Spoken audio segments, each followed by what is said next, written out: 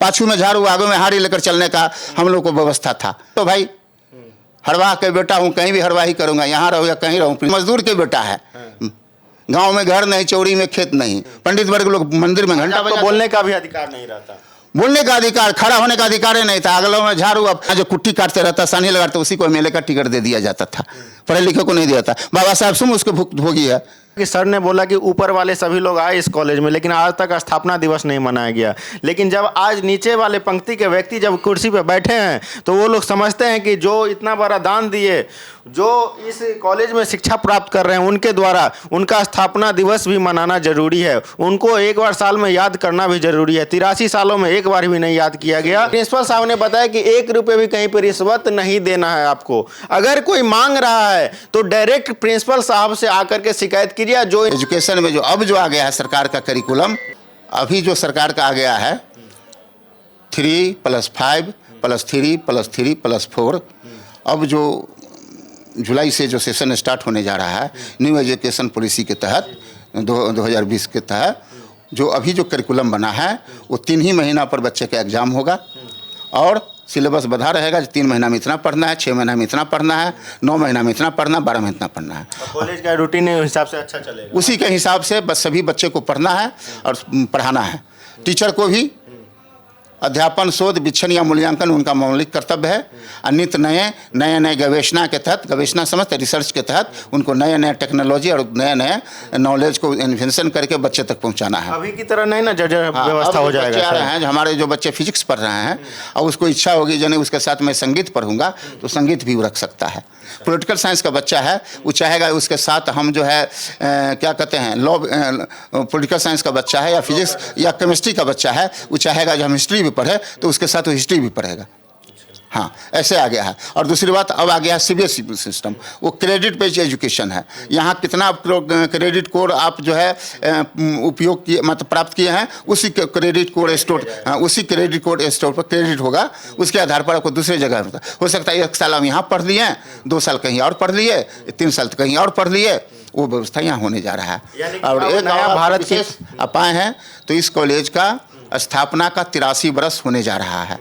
और महामानव रामकृष्ण पूर्वे जी और उनके परिवार और सभी संस्थापक लोगों को मैं हृदय से कृतज्ञता ज्ञापित करता हूं, जो कल 4 अप्रैल के दिन 1940 में इस कॉलेज की स्थापना हुई थी। लेकिन दुर्भाग्य की बात है अभी तक उस स्थापना दिवस को कभी नहीं मनाया गया, सेलिब्रेट नहीं किया गया।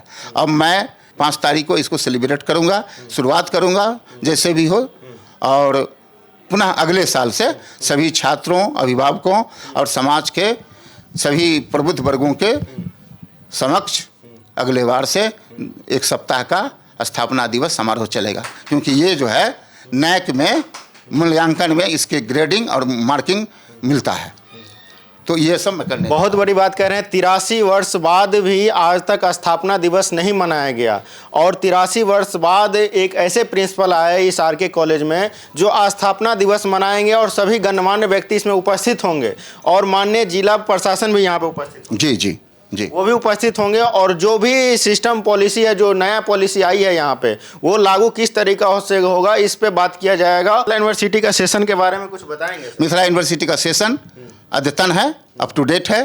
बिहार के पटना विश्वविद्यालय के समानांतर हमारा मिथिला विश्वविद्यालय सेशन में सबसे आगे है और ससमय परीक्षा, ससमय रिजल्ट दिया जाता है। सब कुछ समय से चल रहा है, लेकिन कुछ हमारे मिथिलांचल में जो गार्जियन भी है और विद्यार्थी भी है वो कॉलेज नहीं आना चाहते हैं। कई जगह देखते होंगे कि मगध यूनिवर्सिटी या कोई भी यूनिवर्सिटी हो उसका सेशन सही से नहीं चल रहा है, उसके अपेक्षा में मिथिला यूनिवर्सिटी का अच्छा हिसाब से सेशन चल रहा है। लेकिन यहाँ पे विद्यार्थी का अभाव है, विद्यार्थी आ ही नहीं पा रहे हैं। नामांकन तो हजारों हजार की जनसंख्या में कराते हैं, लेकिन विद्यार्थी यहाँ पे अच्छे टीचर के पास अच्छी एजुकेशन नहीं। जब बेस ही आपका स्ट्रांग नहीं रहेगा तो आप आगे ही चले जाएगा तो क्या फ़ायदा मिलेगा। इसलिए बेस स्ट्रांग कीजिए, आरके कॉलेज में अच्छे फैकल्टी के साथ पढ़ाई कीजिए और जॉब लीजिए, तब बेरोजगार आप लोग नहीं रहिएगा। मेरा नाम फूलो पासवान है। अभी तक तो इस महाविद्यालय में जितने भी प्रधानाचार्य के रूप में आए हैं सब अगले पंक्ति के ही आए हैं। मैं पहली बार अगले पंक्ति में समाज के पिछले पंक्ति का व्यक्ति खड़ा हूँ और मैं मगध से लेकर पटना यूनिवर्सिटी से लेकर बिहार के 4-5 विश्वविद्यालय में अपनी सेवा देकर आया हूँ। और यहाँ मैं मेरा अध्यापन सब पटना विश्वविद्यालय में हुआ, वहीं मैं पटना कॉलेज का टीचर था। और मैं जो दुनिया देखा हूँ उसके समाज में अपनी विजन के साथ चला हूँ।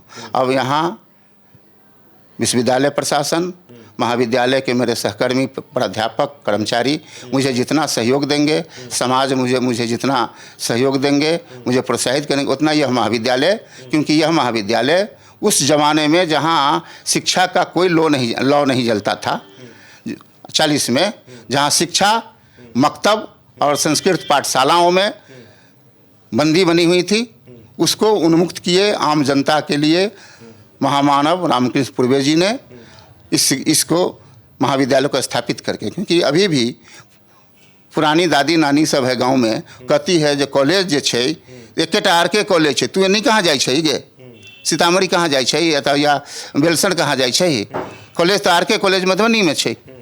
तो इस कॉन्सेप्ट को लेकर यह महाविद्यालय सर्वजन के लिए, समाज के सभी वर्गों के लिए यह एक ज्ञान का एक केंद्र बिंदु है। और इस जो लोग यहाँ से लाभ उठाते हुए यह महाविद्यालय ने राष्ट्र को बहुत सारे ब्यूरोक्रेट्स, टेक्नोक्रेट्स, है ना, बहुत बड़े प्रशासक, IAS IPS, प्राध्यापक, शिक्षक, वैज्ञानिक, कृषक वैज्ञानिक बहुत यहाँ से दिए हैं। और यह महाविद्यालय 83 वर्षों का हो गया। पॉलिटिकल में उलझा दिया गया था सर क्या? जब कहीं दिए यहाँ छात्र नेता तथाकथित छात्र नेताओं का प्रेशर ग्रुप, और यहाँ के लोगों चाहते हैं जो भले प्रेशर ग्रुप बना रहे ताकि प्रिंसिपल डर से मेरा मनमानी मेरा काम करता रहे, यही होता आया है। मैं तो भाई हरवाह के बेटा हूँ, कहीं भी हरवाही करूँगा, यहाँ रहूँ या कहीं रहूँ, प्रिंसिपल ही रहूँगा। किसान का बेटा है, किसान की तरह बेटा नहीं, किसान मजदूर के बेटा है। गाँव में घर नहीं, चौड़ी में खेत नहीं। हम लोग तो ऐसे ही पढ़े हैं, बहुत तरह के झंझावात झेलते हुए तब यहाँ तक आए हैं अपनी मेधा से। इसी तरीक़ा से कर्मठ जब हमारे एक अच्छे ओहदे पे पहुंचेंगे तो हमारे समाज का कल्याण होगा। क्योंकि समाज में देखे होंगे कि बहुत, जैसा कि सर ने बोला कि ऊपर वाले सभी लोग आए इस कॉलेज में, लेकिन आज तक स्थापना दिवस नहीं मनाया गया। लेकिन जब आज नीचे वाले पंक्ति के व्यक्ति जब कुर्सी पे बैठे हैं तो वो लोग समझते हैं कि जो इतना बड़ा दान दिए, जो इस कॉलेज में शिक्षा प्राप्त कर रहे हैं, उनके द्वारा उनका स्थापना दिवस भी मनाना जरूरी है। उनको एक बार साल में याद करना भी जरूरी है। 83 सालों में एक बार भी नहीं याद किया गया।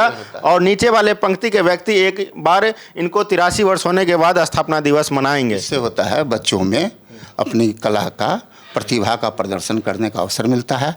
स्थापना दिवस में कॉलेज के सर्वांगीण विकास का एक बार वार्षिक झलक दिखाया जाता है।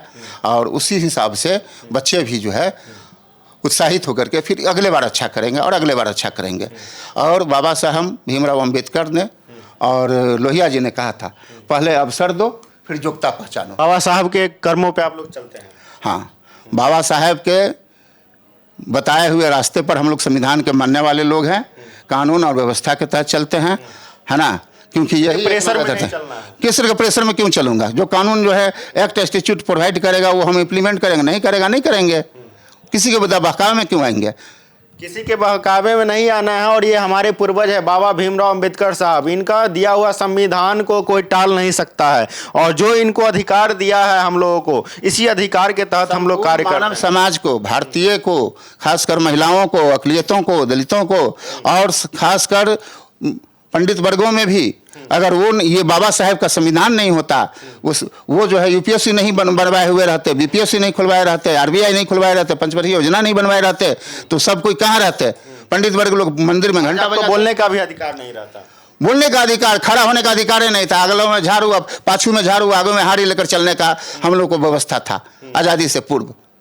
आज़ादी से पूर्व इलेक्शन भी होता था। जो जमींदार और किसानों जो वहाँ के लोग रहते थे, उनके यहाँ जो कुट्टी काटते रहता, सानी लगाते, उसी को MLA का टिकट दे दिया जाता था, पढ़े लिखे को नहीं दिया था। बाबा साहब सुन उसके भुक्तभोगी है। अगर ये नहीं संविधान रहता तो मोदी साहब भी प्रधानमंत्री नहीं रहते। कोई नहीं रहते, ना हम रहते, ना आप रहते, फिर वही रहता। जिस तरह से वही राज करते बाबा साहब, जिस तरह से इब्राहिम लिंकन ने 1700 कुछ ईस्वी में, 1800 ईस्वी में अमेरिका को गुलामी से मुक्त कराया और गुलाम को खरीदना निषेध बनाया, उसी तरह से बाबा साहब ने भारत के, नए भारत के निर्माण में महत्वपूर्ण भूमिका अपने दिए हैं। सब कुछ उन्हीं का दिया हुआ है। सब कुछ उन्हीं का दिया हुआ है। और मैं जितने भी स्टूडेंट विंग है और जो भी अच्छे अच्छे स्टूडेंट है जो 10th में अच्छा मार्क्स प्राप्त किए हैं, 12th में अच्छा मार्क प्राप्त किए हैं, वो आरके कॉलेज में पढ़ेंगे तो आपको एक अच्छे प्रिंसिपल के जरिए आपको एक अच्छा शिक्षा प्रदान किया जाएगा और अपने क्लास में बैठ करके शिक्षा प्रदान करें। और जैसा कि प्रिंसिपल साहब ने बताया कि 1 रुपये भी कहीं पर रिश्वत नहीं देना है आपको। अगर कोई मांग रहा है तो डायरेक्ट प्रिंसिपल साहब से आकर के शिकायत कीजिए, जो इनका सेक्रेटरी है, पीए साहब है, उनसे शिकायत कीजिए, डायरेक्ट आपका समाधान होगा। और 1 रुपये भी करप्शन कहीं नहीं देना है, क्योंकि आरके कॉलेज बहुत बड़ी ओहदा है आरके कॉलेज का, और ये समाज में बहुत प्रतिष्ठा का विषय है आरके कॉलेज। कहीं भी जैसे बोले हैं कि दादी माता जो भी है वो बोलती थी कि कहाँ जाए छे, कौन कॉलेज में जाए छे, तो फलामा कॉलेज में किया जाए छे, यही कॉलेज में आपका पढ़, आरके कॉलेज बहुत अच्छा कॉलेज छे। तो आरके कॉलेज को सम्मान नहीं तो रखना है और आरके कॉलेज को अच्छी तरीका से व्यवस्था चलाना है, करप्शन मुक्त चलाना है और अच्छी तरीका से शिक्षा व्यवस्था चलना चाहिए। और आपने प्रिंसिपल साहब का भी देखा किस तरीका से विचार है समाज के ऊपर। आप देख रहे थे भारत सच तक। जय हिंद।